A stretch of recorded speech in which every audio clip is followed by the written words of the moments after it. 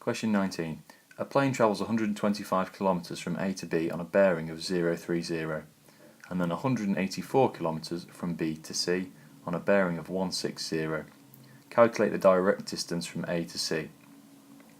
So I've drawn a little picture to explain what's going on here. So we start at A, and on a bearing of 030 we travel 125 kilometers to B, and then on a bearing of 160 we travel 184 kilometers down to C. So we need to find this distance here from A to C, and we need to find one of the angles in here first of all to help us do that, and the one we need to find is the one that's opposite the length we need to find, so that's this angle here.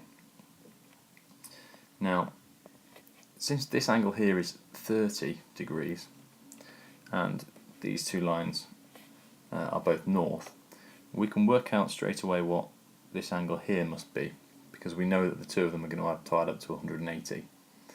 So this angle here must be 150 degrees. Now, once we know that these two, we can use those to work out what's missing, because the three of them are going to add up to 360. So 150 add 160 is 310. So this little bit in here is going to be 50 degrees. And now we can use that information to help us find the distance down here using the cosine rule, which allows us to know two sides and an angle in a non-right angle triangle to work out our missing length. So this formula can be found at the front of the exam paper. It says the cosine rule is a squared equals b squared plus c squared minus 2bc, the cosine of a. So we just need to label a couple extra parts on our diagram. Where we've got the angle A, the side opposite it is going to be little a. So the same goes for the angle B, side opposite, the one we want to find is going to be little b, and then little c is the one opposite the angle C. So the one we're trying to find is this b here, so we just need to slightly change our formula a little bit. So instead of a squared, it's going to be b squared equals a squared plus c squared minus 2ac, the cosine of b this time.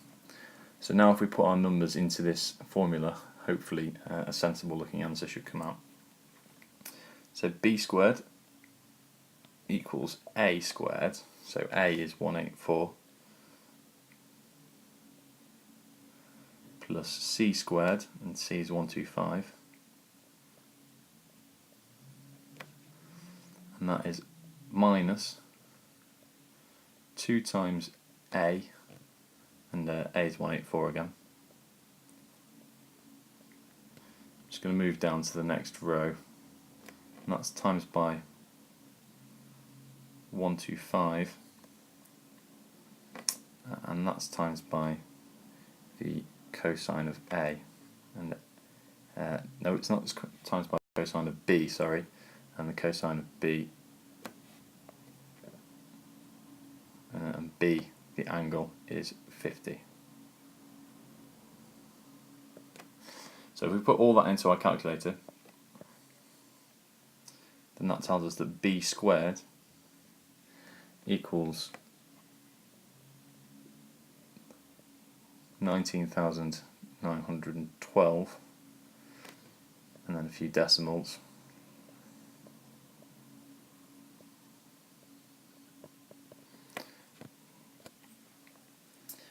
So we need to find b. We know what b squared is, so if we square root that, I'm going to square root all of this in here. Make sure you've not cut off your answer in your calculator already. Keep the whole thing in there. And that gives us 141, and they cut this to 2 decimal places, 0.11, and that's in kilometres. And looking back at the distances already on the grid in our little triangle, that looks pretty sensible.